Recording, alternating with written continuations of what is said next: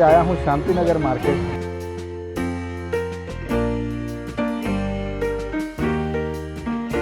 भाईंदर में बहुत बड़े पैमाने पर नमक की खेती होती है।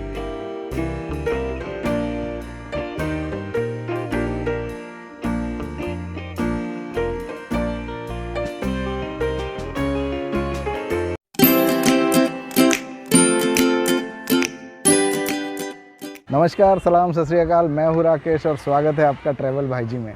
तो आज मैं आपको लाया हूँ मेरे अपने शहर मीरा भाईंदर। दो शहर है, एक का नाम है भाईंदर, एक का नाम है मीरा रोड। तो यहीं का व्लॉग बनेगा।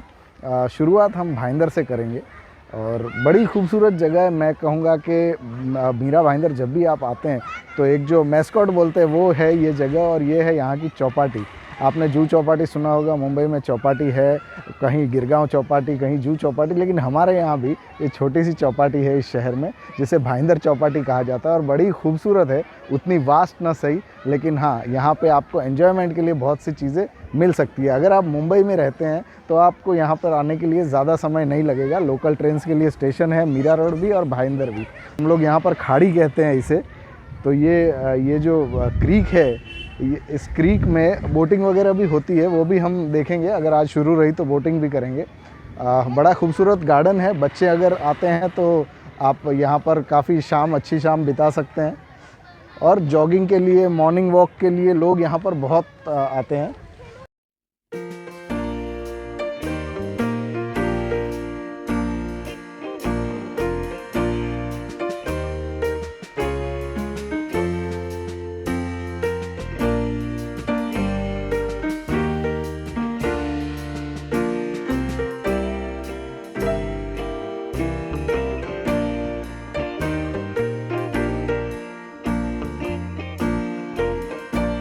तो ये है भाईंदर की खाड़ी, ये क्रीक है और ये चौपाटी। आप यहाँ आएंगे, बहुत अच्छी शाम आपको यहाँ पर मिलेगी। ये भाईंदर ईस्ट है। भाईंदर वेस्ट में भी इसी तरह की एक यानी खाड़ी तो यही है, लेकिन एक स्पेस बनाया गया है चौपाटी की तरह से, लेकिन वो काफ़ी अंडर डेवलप्ड है फ़िलहाल वहाँ पर।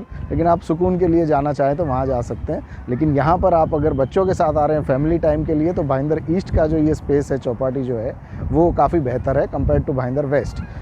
ये खाड़ी है, वो सामने आइलैंड है और ये है हमारी बोट जिससे हम अब जाएंगे। 15-20 मिनट का ये राउंड होता है और 60 रुपीज़ प्राइस है यहाँ पे, टिकट प्राइस। अगर आप पार्टी या सेलिब्रेशन के लिए ये बोट हायर करना चाहें तो भी 2500 इसकी प्राइस है फॉर 1 आवर। और उस तरीके से आप इसको पार्टी या सेलिब्रेशन के लिए भी हायर कर सकते हैं। तो चलिए हम बोटिंग करेंगे और देखते हैं कि कितना मज़ा आता है इसमें।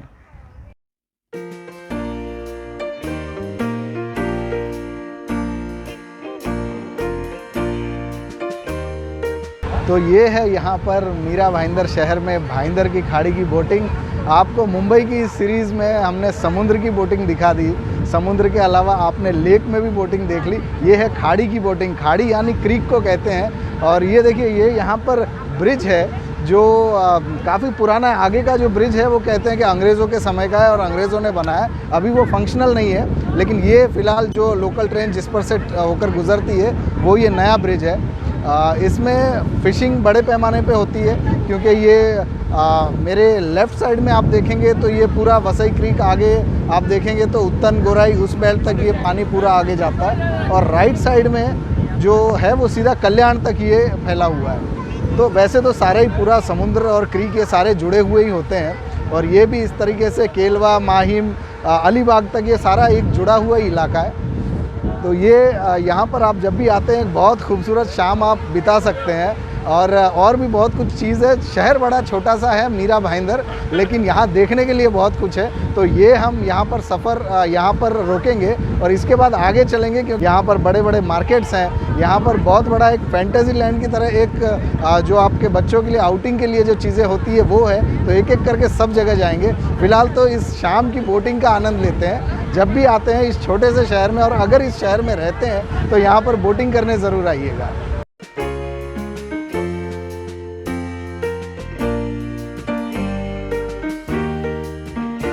तो इतनी ऊंचाई से आपके लिए व्लॉग बना रहा हूँ। मैं इस वक्त जाइंट व्हील में बैठा हूँ और सीधा वहाँ से जैसल पार्क हम गए थे, जैसल पार्क चौपाटी भाईंदर ईस्ट में। वहाँ पर बोटिंग हमने की, बड़ी खूबसूरत लोकेशन थी, शाम का समय था, अब अंधेरा होने आया। मैं आया हूँ यहाँ पर वर्धमान फैंटेसी पार्क। तो बच्चों के लिए बहुत ही अच्छा पार्क है, बहुत सारे झूले हैं और यहाँ की जो स्पेशलिटी है वो है यहाँ के 7 वंडर्स। 7 वंडर्स के यहाँ पर मॉडल्स बनाए गए हैं, ताजमहल का मॉडल, आईफिल टावर का, चाइना वॉल का, इस तरीके से 7 मॉडल है।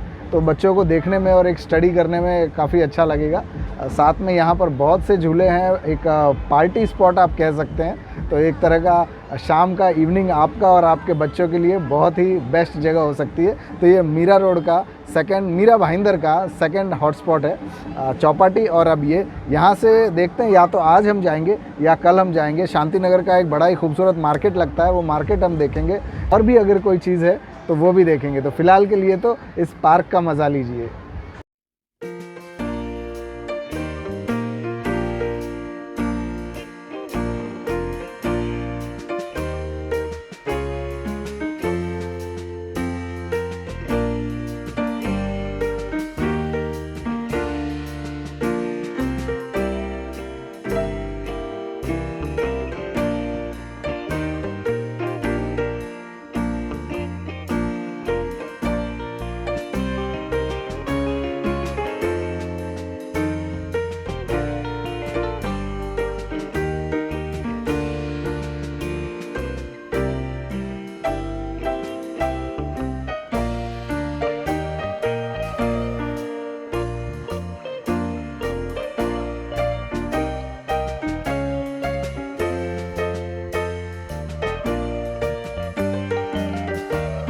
मीरा भाईंदर की इस सिटी टूर में मैं आज आया हूँ शांति नगर मार्केट।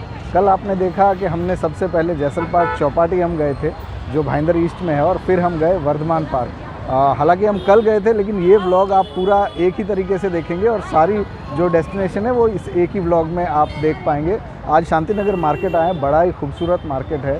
जितने भी आप क्लोथिंग कह लीजिए, वुमेन एक्सेसरीज़, जो भी आर्टिफिशियल ज्वेलरी है, शूज़ है, सारी चीज़ें, इनफैक्ट वो सारी चीज़ें यहाँ पे मिलती है। और बहुत दूर दूर से लोग यहाँ पर आते हैं। सिर्फ मीरा भाईंदर सिटी के ही नहीं, बल्कि मुंबई के सबब के अन्य भागों से भी लोग यहाँ पर आते हैं। और पिछले कुछ सालों में ये मार्केट बहुत ज़्यादा पॉपुलर हुआ है। शांति नगर वैसे तो बड़ा ही फेमस है, स्टेशन के बिल्कुल करीब है।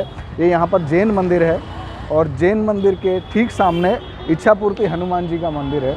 तो ये एक बहुत बड़ा स्पॉट है जहाँ पर शाम को बहुत ज़्यादा पब्लिक आती है। और यहाँ पर अगर आप सोमवार के दिन आते हैं तो और भी ज़्यादा वेंडर्स आपको यहाँ नज़र आएंगे, क्योंकि यहाँ पर मंडे मार्केट भी लगता है। तो देखेंगे ये खूबसूरत मार्केट। और यहाँ पर अगर आपको शॉपिंग करते हुए अगर आपको कुछ भूख लग जाए, कहीं कुछ खाने का दिल करे, तो बहुत अच्छी एक खाऊ गली भी है, वो भी देखेंगे। और इसके अलावा यहाँ पर शॉपिंग के मज़े तो आप ले ही सकते हैं। तो ऐसे कई मार्केट अन्य सिटीज़ में भी है। तो आप भी ज़रा कमेंट में मुझे ये बता दीजिए कि आपके शहर में इस तरह का मार्केट या ऐसे अच्छे मार्केट कौन से हैं। तो जब भी हम आएंगे तो आपके लिए वहाँ का भी व्लॉग ज़रूर लाएंगे। चलिए देखते हैं मार्केट।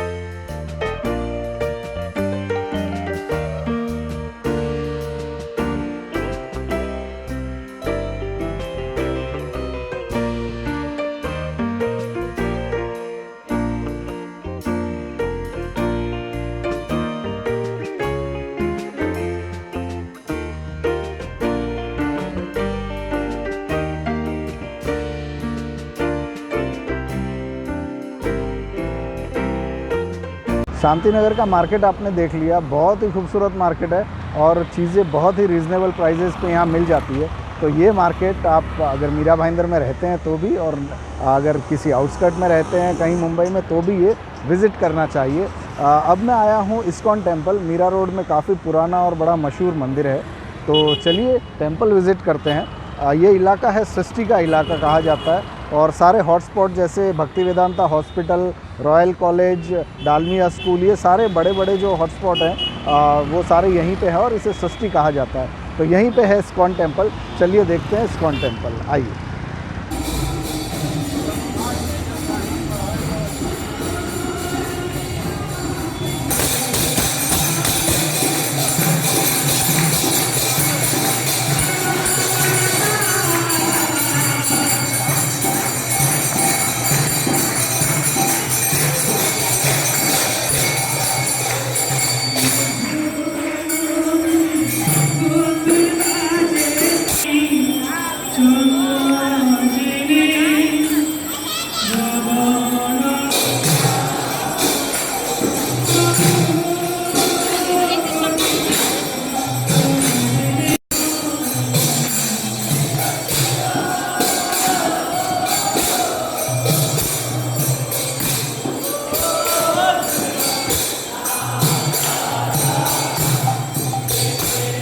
मैं अब जा रहा हूँ वेलंकनी चर्च, बड़ा ही खूबसूरत चर्च है और वहाँ से लोकेशन बहुत ही ब्यूटीफुल है, तो बहुत अच्छी घूमने की जगह है। लेकिन उससे पहले जब हम वेलंकनी चर्च जाते हैं या उत्तन की तरफ, एसएल वर्ल्ड की तरफ जाते हैं, वो भी यहाँ से नज़दीकी है, तो इसी रास्ते पर छोटे छोटे गांव पड़ते हैं। ये गांव है मुर्दा, मुर्दा से आगे हम आए हैं थोड़े।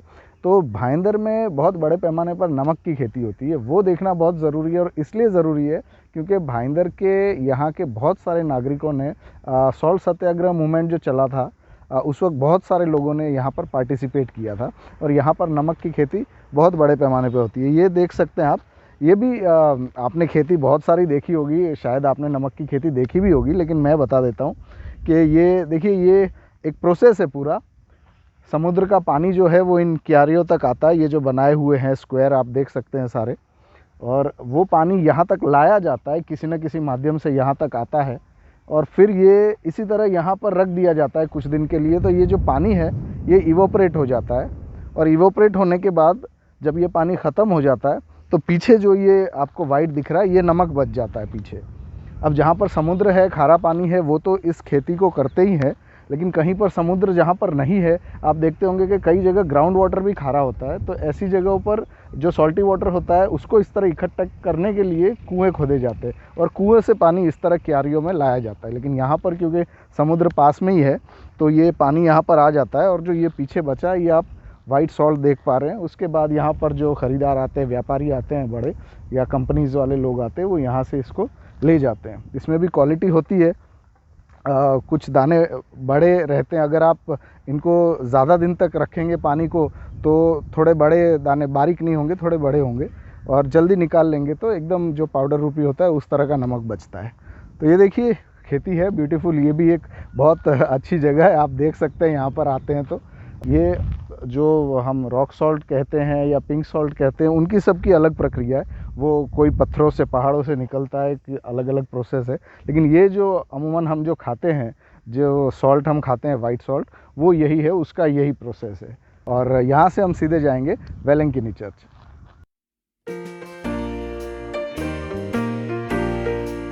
वेलंकनी चर्च की तरफ जा रहा हूँ और वहाँ जाने से पहले, वहाँ जाने के लिए दो रास्ते हैं।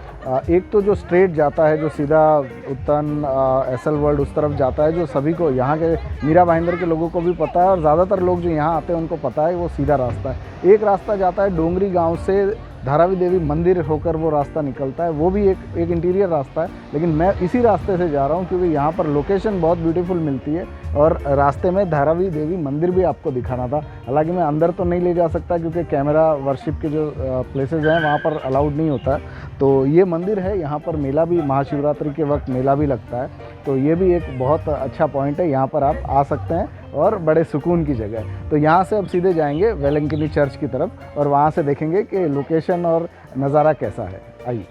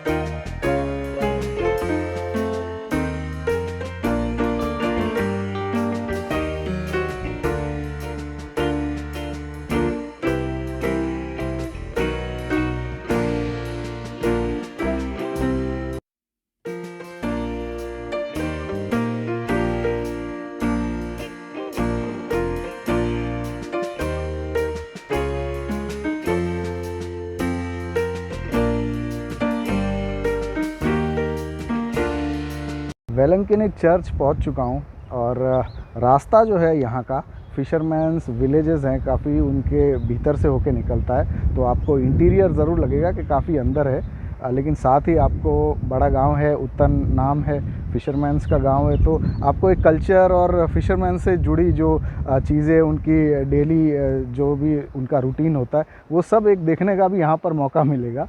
तो यहाँ पर आना चाहिए आपको। और सबसे बड़ा रीज़न है इस चर्च में यहाँ पर आने का, प्रेयर्स तो आप कर ही सकते हैं, हालांकि इस वक्त बंद है यहाँ पर। सबसे बड़ा जो रीज़न है यहाँ पर आने का, आप देखिए व्यू यहाँ से कितना शानदार है। ऐसा व्यू आपको बहुत कम जगह से मिलेगा और मीरा भाईंदर में और कहीं पर ये व्यू आपको मिलेगा नहीं। उसके लिए आपको ये वेलंकन्नी चर्च ही आना पड़ेगा, क्योंकि हाइट पर है, लगभग 100-125 सीढ़ियाँ चढ़कर हम यहाँ पर आए हैं।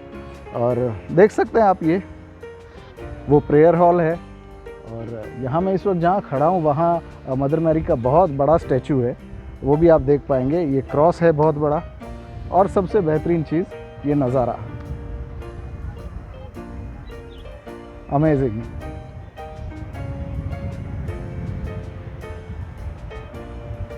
ये पूरा रास्ता ही जो डोंगरी गांव से जो अंदर का रास्ता हमने लिया, जहां आपने देखा कि एक धारावी माता मंदिर है, मशहूर मंदिर है, उसी रास्ते पर आगे चलेंगे तो बड़ा ही मशहूर दरगाह है, उसके भी विजुअल्स आपने देखे होंगे। तो यहाँ तक आने में आपको नज़ारे बहुत अच्छे मिलेंगे। रास्ते में भी इस तरह की कई जगह आपको चीज़ें देखने मिलेगी और बिल्कुल समुद्र से पैरेलल ये रास्ता चलता है, इसलिए मैं इस इंटीरियर रोड से आया हूँ। आप चाहें तो बाहर से एक और अच्छा और थोड़ा ब्रॉड रोड है, वहाँ से भी आ सकते हैं।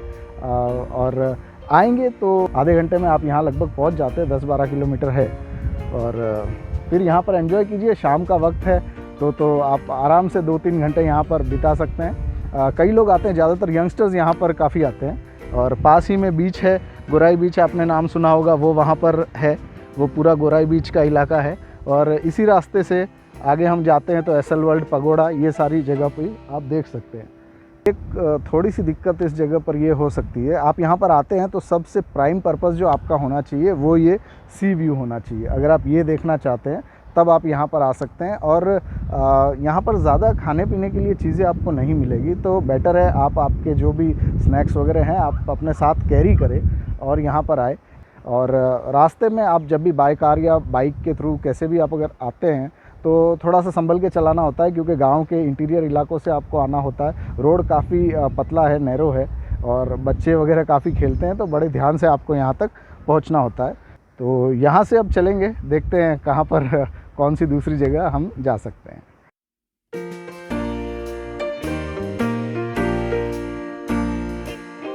अब मैं आया हूँ घोड़बंदर किला। ये छत्रपति शिवाजी महाराज का एक किला है यहाँ पर मीरा भाईंदर में। ये अभी अभी ही लोग जानने लगे हैं इसे, क्योंकि काफ़ी ज़र्ज़र हालात में था ये, लेकिन अभी रिनोवेशन का काम अभी भी चालू है और बड़े पैमाने पे यहाँ पर काम चल रहा है। लेकिन चलिए देखते हैं कि ये किला आखिर है कैसा। अननोन प्लेस है, शहर के लिए ज़्यादातर लोग यहाँ पर आते नहीं हैं, लेकिन शायद इस वीडियो के बाद में काफ़ी लोग यहाँ पर आएंगे, क्योंकि यहाँ से भी ऊपर से व्यू बहुत ही खूबसूरत है। आइए देखते हैं किला कैसा है।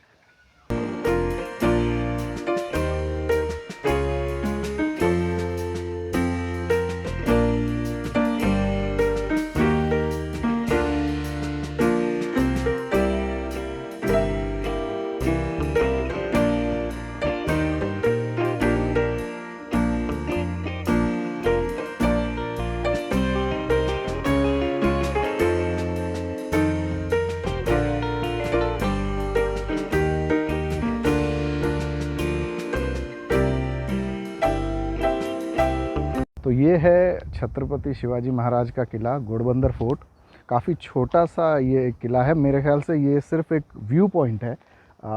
जो पुराने ज़माने में जो पानी में जो आवाजाही होती थी शिप्स की वगैरह, या इस तरीके से जो व्यू पॉइंट बनाए जाते थे, शायद उस पर्पज़ से ये बनाया गया होगा, ऐसा मुझे लगता है। बाकी अगर आपको इस बारे में ज़्यादा जानकारी हो तो आप ज़रूर बताइएगा।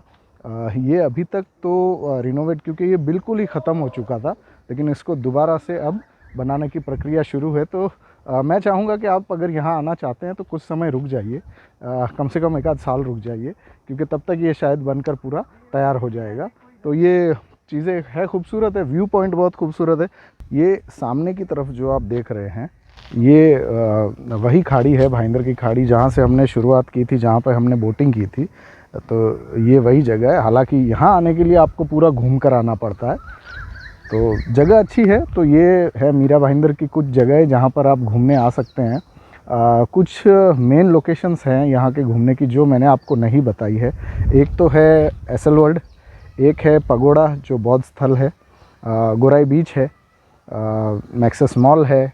ये कुछ 3-4 जगह ऐसी है जो प्राइम स्पॉट्स हैं यहाँ पर घूमने के लिए। लेकिन ये मैंने आपको इसलिए नहीं बताई क्योंकि इनसे जुड़ी हुई इन्फॉर्मेशन और इनसे जुड़े हुए वीडियोस आपको यूट्यूब पे काफ़ी मिल जाएंगे। ये जो मैंने आपको जगह बताई ये आपको शायद हर कहीं देखने नहीं मिले, और ये जगह अगर आप देखते हैं, यहाँ पर घूमने आते हैं, तो आप मीरा भाईंदर का इंटीरियर पार्ट भी जान पाएंगे, पहचान पाएंगे। तो अगला जो व्लॉग है वो इस शहर का फूड व्लॉग होगा, तो उस पर भी आप मेरे साथ बने रहिएगा। तब तक के लिए थैंक यू वेरी मच। आपको वीडियो पसंद आए तो लाइक कीजिए, शेयर कीजिए, सब्सक्राइब कीजिए चैनल को। इसी से मुझे मोटिवेशन मिलता है। Thank you.